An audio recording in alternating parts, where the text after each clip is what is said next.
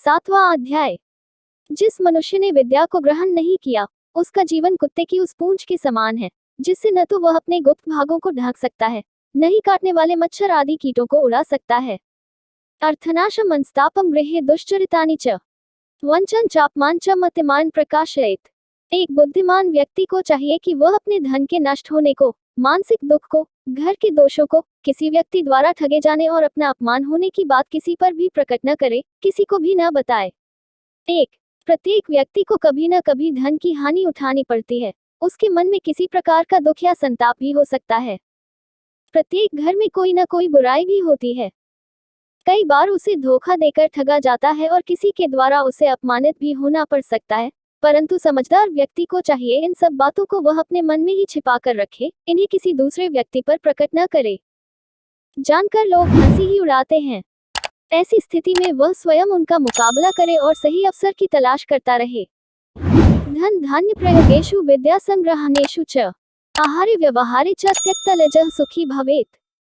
जो व्यक्ति धन धान्य के लेन देन में, विद्या अथवा किसी कला को सीखने में, भोजन के समय अथवा व्यवहार में लज्जाहीन होता है, अर्थात संकोच नहीं करता, वह सुखी रहता है। 2. व्यक्ति को लेन देन में किसी प्रकार का संकोच नहीं करना चाहिए। अपनी बात स्पष्ट और साफ शब्दों में कहनी चाहिए। विद्या अथवा किसी गुण को सीखते समय संकोच करने से भी हानि होती है। इसी प्रकार भोजन करते समय जो व्यक्ति संकोच करता है, वह भूखा रह जाता है। इसीलिए भोजन के समय, लोकाचार और व्यवहार के समय व्यक्ति को संकोच न करके अपने विचार स्पष्ट रूप से व्यक्त करने चाहिए। लोग श्लोक के आखिरी वाक्य को उद्धृत कर कहते हैं कि निर्लज सुखी होता है। संदर्भ के अनुसार इसका अर्थ करना चाहिए ताकि अर्थ का अनर्थ न हो।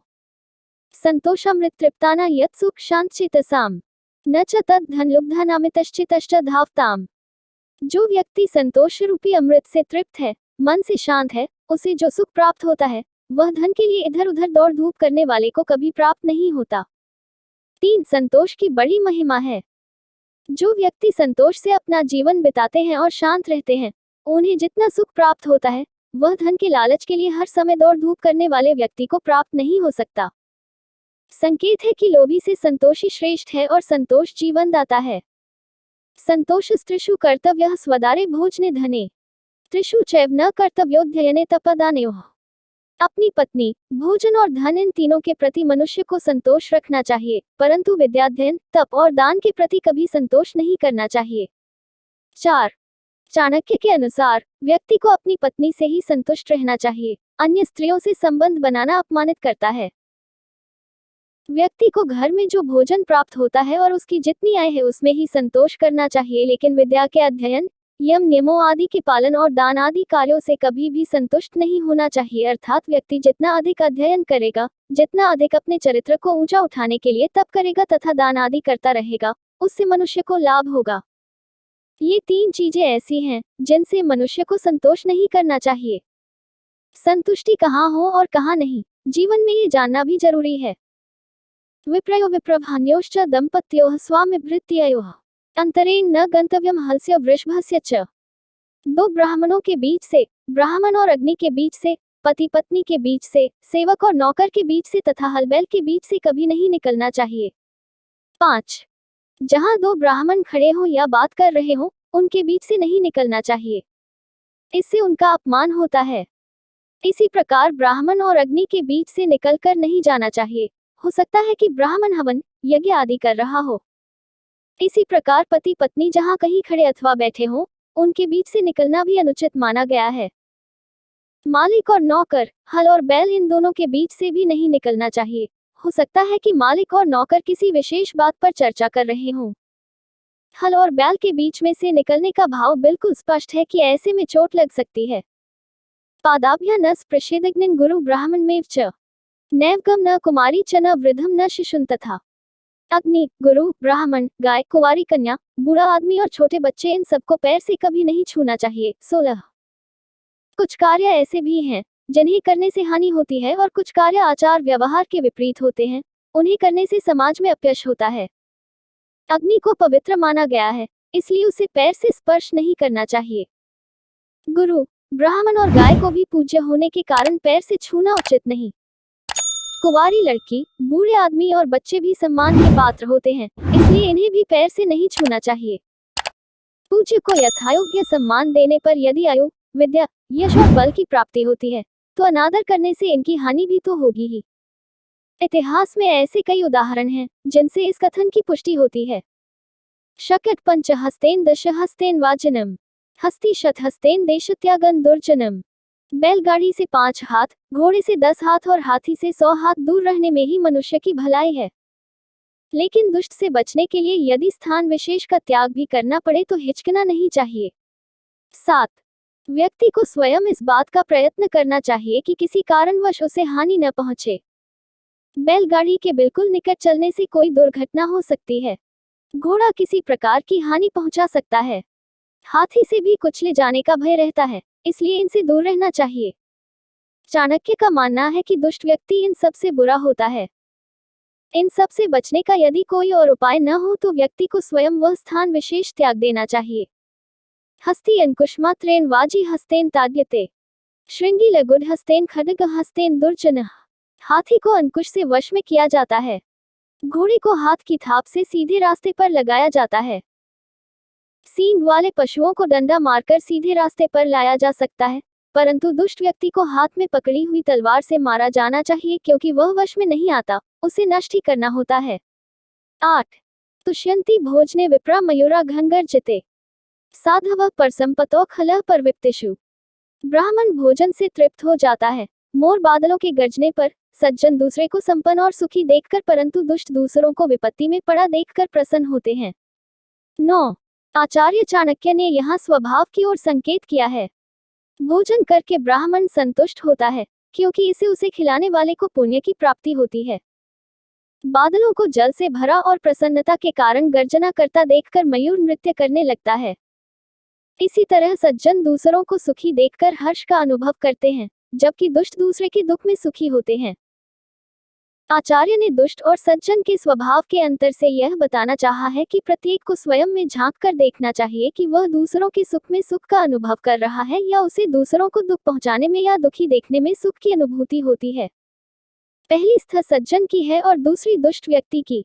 अनुलोमेन बलेन प्रतिलोमेन दुर्जनम, आत्मतुल्य बलम शत्रु विनयन बलेन वा।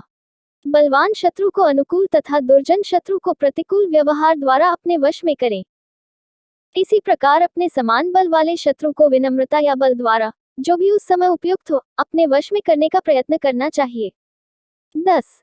चाणक्य का कहना है कि समय और स्थिति के अनुसार अपने शत्रु से व्यवहार करना चाहिए। यदि शत्रु बलवान है तो विनयपूर्वक उसे जीतने का प्रयत्न करना चाहिए अथवा अपने अनुकूल बनाने का प्रयत्न करना चाहिए। दुष्ट शत्रु के साथ प्रतिकूल व्यवहार करना चाहिए, क्योंकि सज्जनता पूर्वक किए गए व्यवहार को वह कमजोरी समझेगा, इसलिए उसके साथ ऐसा व्यवहार इस प्रकार किया जाना चाहिए ताकि उसकी दुष्टता पर अंकुश लगे। बाहुवीर्यम बलम राज्ञो ब्राह्मणो ब्रह्मविद बलि, रूप्यो वनमाधुर्यम स्त्रीना बलमुत्तमम। राजा का बल अथवा शक्ति उसकी भुजाओं का बल है। ब्राह्मण का बल उसका ज्ञान है और स्त्रियों का बल रूप और यौवन के साथ साथ उनका सुमधुर व्यवहार है। 11. राजा के भुजबल से चाणक्य का भाव उसकी सशक्त सेना से है। जिस राजा की सेना सशक्त होगी वह देश की रक्षा कर सकेगा, परंतु इसके साथ साथ शारीरिक रूप से राजा को स्वयं भी बलवान होना चाहिए। वह सेना की प्रेरणा होता है। ब्राह्मण की शक्ति ईश्वर संबंधी ज्ञान है। स्त्रियों का बल रूप और यौवन के साथ साथ उनका मधुर व्यवहार है। इन दोनों का समन्वय यदि न हो तो स्त्री उतनी प्रभावशाली नहीं हो पाती जितनी की उसमें संभावना है। नात्यंतम सरलैर्भाव्यम गत्वा पश्यवन स्थलीम, छिद्यन्ते सरलास्तत्र कुब्जोस्तिष्ठन्ति पादपाः। मनुष्य को अत्यंत सरल और सीधा भी नहीं होना चाहिए। वन में जाकर देखो, सीधे वृक्ष काट दिए जाते हैं और टेढ़े मेढ़े गांठों वाले वृक्ष खड़े रहते हैं। 12. आचार्य चाणक्य के अनुसार मनुष्य को अत्यंत सरल और सीधे स्वभाव का भी नहीं होना चाहिए। इससे उसे सब लोग दुर्बल और मूर्ख मानने लगते हैं तथा हर समय कष्ट देने का प्रयत्न करते हैं। सीधा सादा व्यक्ति प्रत्येक व्यक्ति के लिए सुगम होता है, जबकि टेढ़े व्यक्ति से सब बचने की कोशिश करते हैं। ऐसे में दुरुपयोग तो होगा ही। यत्रोत्कम तत्र वसंती हंसा तथैव शुष्क परिवजयन्ति, नरेण भाव्यम पुनस्त्यजन्ते न हस्तुल्येन पुनराश्रयन्ते। जहाँ जल रहता है वहाँ हंस रहते हैं, और जब जल सूख जाता है तो हंस उस स्थान को छोड़ देते हैं। मनुष्य को हंस के समान स्वार्थी नहीं होना चाहिए, क्योंकि वे कभी त्याग करते हैं और कभी आश्रय लेते हैं। 13 मनुष्य ही नहीं, देवता भी स्वार्थी हैं। जब तक कोई स्तुति करता है, संबंध रखते हैं, फिर छोड़ देते हैं। लेकिन चाणक्य इसे ठीक नहीं मानते। उनका मानना है कि सुख में ही नहीं, दुख में भी साथ नहीं छोड़ना चाहिए। यदि किसी ने समय पर आपके लिए कुछ किया है तो ऐसा नीति की दृष्टि से भी आवश्यक है। संबंधों को तोड़ना बुद्धिमान व्यक्ति का स्वभाव या गुण नहीं है। कभी भी किसी की जरूरत पड़ सकती है। अगर संबंध ही तोड़ दिया तो आप उसके पास फिर किस मुंह से जाएंगे। उपार्जिताना वित्ताना त्याग रक्षणम तदागोदर संस्थाना पर्वा एवं साम। अर्जित अथवा कमाए हुए धन का त्याग करना अर्थात उसका ठीक ढंग से व्यय करना, उससे सार्थक लाभ उठाना ही उसकी रक्षा है। जिस प्रकार तालाब में भरे हुए जल को निकालते रहने से ही उस तालाब का पानी शुद्ध और पवित्र रहता है। 14 मनुष्य द्वारा कमाए गए धन का सही उपयोग यही है कि वह उसे ठीक ढंग से काम में लाए, उसका दान करे, उसका उचित उपभोग करे। सही अर्थों में यही धन की रक्षा है। यदि धन कमाने के बाद उसका सही उपयोग नहीं किया जाएगा तो धन कमाने का लाभ ही क्या है। ये बात उसी प्रकार ठीक है जैसे यदि तालाब में भरे हुए पानी को निकाला नहीं जाएगा तो वह सड़ जाएगा। सड़ने से बचाने के लिए उसका उपयोग आवश्यक है। इसी तरह तालाब की रक्षा हो सकती है। धन की रक्षा का भी उपाय यह है कि उसका सदुपयोग किया जाए। एस मित्राणि यस्यार्थास्तस्य बांधवाः यस्यार्थाः स पुमान् लोके यस्यार्थाः स च जीवति। संसार में जिसके पास धन है उसी के सब मित्र होते हैं, उसी के सब भाई बंधु और स्वजन होते हैं। धनवान व्यक्ति को ही श्रेष्ठ व्यक्ति माना जाता है। इस प्रकार वह आदरपूर्वक अपना जीवन बिताता है। 15 आचार्य ने धन के महत्व पर प्रकाश डालते हुए यहाँ स्पष्ट किया है कि मनुष्य के पास जब तक धन रहता है तब तक सब उसके मित्र बने रहते हैं। जिसके पास धन होता है उसके रिश्तेदार भी बहुत होते हैं। धनवान व्यक्ति को ही संसार में श्रेष्ठ माना जाता है और धनवान व्यक्ति का ही जीवन धन्य कहलाने योग्य है। निर्धन व्यक्ति तो निर्जीव के समान है, क्योंकि न तो उसकी ओर कोई ध्यान देता है, न ही कोई उसका अपना होता है। धन में ऐसी शक्ति है कि यह जानते हुए भी कि यह आने जाने वाला है, सब लोग धनवान व्यक्ति को ही अपना मित्र और पारिवारिकजन बनाना उचित समझते हैं, उसे ही श्रेष्ठ व्यक्ति माना जाता है। स्वर्गस्थितानामेह जीवलोके चत्वारि चिन्हानि वसन्ति देहे। दान प्रसंगो मधुरा च वाणी देवार्चन ब्राह्मण तर्पण च। स्वर्ग से इस संसार में आने वाले जीव के शरीर में 4 बातें उसके चिन्ह रूप में रहती है, अर्थात उसके 4 प्रमुख गुण होते हैं। उसमें दान देने की प्रवृत्ति होती है, वह मधुरभाषी होता है, देवताओं की पूजा अर्चना करता है, उनका आदर सत्कार करता है और विद्वान ब्राह्मणों को सदैव तृप्त अर्थात संतुष्ट रखता है। 16 आचार्य चाणक्य के अनुसार जिन व्यक्तियों में ये 4 गुण होते हैं वे मानो पृथ्वी पर उतरे हुए देवता ही हैं। वाणी में मिठास, प्रेम पूर्वक बिना अभिमान के बात करना, दान देने की प्रवृत्ति, देवताओं का आदर सत्कार और उनकी पूजा अर्चना करना तथा ब्राह्मणों को पूजा तथा आदर सम्मान द्वारा तृप्त करने का प्रयत्न करना ही तो देवताओं के लक्षण हैं। इसे धर्मग्रंथों में दैवी संपत्ति कहते हैं। अत्यंत कोपः कटुका च वाणी दरिद्रता च स्वजनेषु वैरम। नीच प्रसंग कुली सेवा चिनानी नरकस्थितानाम। इसी प्रकार नरक में रहने वाले जब देह धारण कर इस संसार में आते हैं तो उनमें ऊपर बताए गए चिन्हों के सर्वथा विपरीत चिन्ह होते हैं। वे मधुरभाषी होने के बजाय अत्यंत क्रोधी स्वभाव के होते हैं, कड़वी बात कहते हैं, वे निर्धन होते हैं, अपने परिवारजनों तथा मित्रों से वे द्वेष भाव रखते हैं, उनकी संगति में नीच लोग रहते हैं और वे नीच कुल वालों की सेवा करते हैं। 17 ये श्लोक पूर्व श्लोक के भाव से संबंधित है। दुष्ट लोग अत्यंत क्रोधी स्वभाव के होते हैं, मधुर भाषण करने के बजाय कठोर और कड़वी बातें बोलते हैं, वे दरिद्र होते हैं अर्थात उनके पास धन नहीं होता। जिस प्रकार कुत्ता दूसरे अपरिचित कुत्ते को देखकर उस पर भौंकता है, उसी प्रकार दुष्ट अपनों से भी वैर भाव रखने लगता है। उसके संगी साथी नीच होते हैं और वह नीच लोगों की ही सेवा करता है। ऐसे लोग नरक से आते हैं और जहाँ रहते हैं वहां भी नरक ही बना देते हैं। गम्यते यदि मृगंध मंदिर लभ्यते करिकपोलमौक्तिकम मबुकाल यक्ते च प्राप्यते वत्स पुच्छखर चर्म खंडनम। यदि कोई मनुष्य सिंह की गुफा में पहुंच जाए तो वहां संभव है कि उसे हाथी के मस्तक का मोती गजमुक्ता प्राप्त हो जाए, लेकिन यदि कोई गीदड़ की गुफा में जाएगा तो वहां उसे किसी बछड़े की पूंछ का अथवा गधे की खाल का टुकड़ा ही प्राप्त होगा। 1:18 इस श्लोक से चाणक्य का भाव यह है कि साहसी और शूरवीर व्यक्ति की संगति में यद्यपि भय और खतरा है, फिर भी वहां रत्नों की प्राप्ति हो सकती है, परंतु दुष्ट, काय और ठग व्यक्ति के पास तो कुछ भी हाथ नहीं लगता, कुछ मिलता भी है तो वह तुच्छ तथा निकृष्ट होता है। शुनः पुच्छमेव व्यर्थ जीवित विद्या विना, न गुह्य गोपने शक्तम न च दंश निवारणे। विद्या के बिना मनुष्य का जीवन कुत्ते की उस पूंछ के समान है, जिससे न तो वह अपने शरीर के गुप्त भागों को ढक सकता है और न ही काटने वाले मच्छरों आदि को उड़ा सकता है। 1:19 देहि वाचा शौचम च मनसः शौचम इंद्रिय निग्रह सर्वभूति दया शौचम एतच्छौत्रम परार्थिनाम।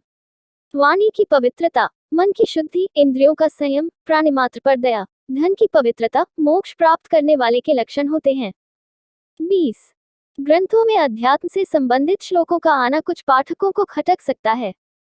उन्हें ऐसा लगेगा मानो आचार्य अपने लक्ष्य से भटक गए हैं, लेकिन ऐसा समझना आचार्य चाणक्य के व्यक्तित्व को न समझ पाना है। अपनी कूटनीतिक चालों से शत्रु को मात देने वाले आचार्य अपने लक्ष्य को प्राप्त करने में इसीलिए सफल हुए क्योंकि वे अपने अंतर्मन से उतने सरल और सहज थे। महान उद्देश्य को प्राप्त करने के लिए लघु स्वार्थों को छोड़ने की उन्होंने शिक्षा ही नहीं दी, उन्हें अपने आचरण में भी विशिष्ट स्थान दिया। अध्यात्म उनके जीवन का आधार था। बंधन तो लीला मात्र है, असल में तो उनके सारे प्रयास मुक्ति के लिए ही थे। उन्होंने इन श्लोकों द्वारा बताया कि भगवत्ता और दिव्यता कहीं अन्यत्र नहीं है, प्रत्येक में वह रची बसी है, जरूरत है उसका अनुभव करने की। आचार्य ने उस अनुभव के लिए शुचिता, पवित्रता को सबसे आवश्यक माना है। जो वाणी और मन से पवित्र होगा और जो दूसरों को दुखी देखकर दुखी होता होगा वही विवेकवान हो सकता है। परोपकार की भावना हो लेकिन इंद्रियों पर संयम न हो तो भी अपने लक्ष्य को पाया नहीं जा सकता। एक स्थिति प्राप्त करने के बाद मार्ग से भटकने का भय बना रहता है। संयमी तो वहां स्वयं को संभाल लेता है जहां इंद्रिय लोलुप उलझ जाता है। बिना विवेक के सत्य का ज्ञान नहीं होता और उसके बिना बंधन मुक्त भी नहीं हुआ जा सकता। पुष्पे गंधम तिले तैलम काष्ठेग्निन पसीघृतम इक्ष्गुर तथा देहे पश्चात्मान विवेकितः। जैसे फूल में सुगंध होती है, तिलों में तेल होता है, सूखी लकड़ी में अग्नि होती है, दूध, घी और ईख में गुड़ तथा मिठास होती है, वैसे ही शरीर में आत्मा और परमात्मा विद्यमान है। बुद्धिमान मनुष्य को विवेक का सहारा लेकर आत्मा और परमात्मा को जानने का प्रयत्न करना चाहिए। 21 आचार्य ने साधन और साध्य दोनों का स्पष्ट कथन किया है यहाँ। अध्याय का सार, मनुष्य को कई कारणों से धन की हानि होती है, कई कारणों से वह दुखी रहता है। परिवार में कभी कुछ दोष भी आ जाते हैं तथा कई बार उसे धूर्त लोगों के हाथों से धोखा भी उठाना पड़ता है। चाणक्य का कहना है कि मनुष्य को ऐसी बातों को किसी दूसरे पर प्रकट करने की आवश्यकता नहीं, क्योंकि ऐसा करने से जगहसाई के अतिरिक्त कुछ हाथ नहीं आता। इससे सामाजिक प्रतिष्ठा पर भी आंच आती है। जो मनुष्य लेन देन के संबंध में संकोच करता है उसे हानि उठानी पड़ती है। किसी विद्या की प्राप्ति अथवा कोई गुण सीखते समय भी मनुष्य को संकोच नहीं करना चाहिए। यहाँ संकोच न करने का अर्थ यह नहीं है कि मनुष्य अत्यंत लोभी हो जाए। मनुष्य को संतोषी होना चाहिए, परंतु कुछ बातें ऐसी भी हैं जिनके संबंध में संतोष करने से हानि होती है, जैसे विद्या, प्रभु स्मरण और दान आदि। यहाँ आचार्य ने सामान्य आचरण की बातों का भी उल्लेख किया है क्योंकि इनसे व्यक्तिगत रूप से लाभ होता है और सामाजिक प्रतिष्ठा भी प्राप्त होती है। जहाँ दो मनुष्य बात कर रहे हों, उनके बीच में नहीं पड़ना चाहिए। इसी प्रकार जब कोई ब्राह्मण हवन आदि कर रहा हो तो उसके बीच से गुजरना ठीक नहीं। हल और बैल के बीच में जो अंतर होता है उसे बनाए रखना चाहिए। यदि उस बीच में आने का कोई प्रयत्न करेगा तो हल्के फल अगले तीखे भाग से घायल हो जाएगा। अग्नि, गुरु, ब्राह्मण, गौ, कन्या, वृक्ष और बालक को पैर नहीं लगाना चाहिए। इन्हें पैर लगाने का अर्थ है उनका अपमान करना। उन्होंने यहाँ पर यह भी बताया है कि ब्राह्मण को यदि सम्मानपूर्वक भोजन आदि करवा दिया जाए तो वह संतुष्ट हो जाता है। आकाश में उमड़ते बादलों को देखकर मोर प्रसन्न होता है। साधु अथवा सज्जन लोग दूसरों का कल्याण होने से प्रसन्न होते हैं, परंतु दुष्ट आदमी दूसरे की भलाई नहीं देख सकता, उसे इससे कष्ट होता है। हाँ, समय के अनुकूल आचरण करने की बात कही है, वहीं वे ये भी कहते हैं कि अपने से बलवान शत्रु को चतुरतापूर्वक अनुकूल व्यवहार करके प्रसन्न करना चाहिए और अपने से कमजोर दिखाई देने वाले शत्रु को भय दिखाकर वश में कर लेना चाहिए। इस प्रकार राजा में चतुरता, विनम्रता और बल का सम्मिश्रण होना चाहिए। ब्राह्मण को अपनी शक्ति वेद आदि शास्त्रों के ज्ञान से बढ़ानी चाहिए, जबकि स्त्रियों की शक्ति उनकी मधुर वाणी है। चाणक्य कहते हैं कि व्यक्ति को अत्यंत सरल और सीधे स्वभाव का भी नहीं होना चाहिए। सीधे व्यक्ति को सब अपने उपयोग में लाना चाहते हैं, जिससे उसे अक्सर हानि ही होती है, क्योंकि उसके हित की चिंता किसी को नहीं होती। आचार्य के अनुसार व्यक्ति को सदैव अपना रूप नहीं बदलते रहना चाहिए और न ही अपना स्थान। वे कहते हैं कि केवल उसी धनी व्यक्ति का सम्मान समाज में होता है जो उस धन का सदुपयोग करता है, अर्थात अच्छे धन को कामों में लगाता है, क्योंकि जो अच्छे लोग इस संसार में आते हैं उनमें दान देने की प्रवृत्ति होती है।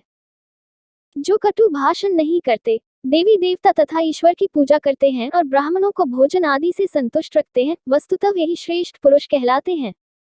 इसके विपरीत आचरण करने वाले दुष्टों की श्रेणी में आते हैं।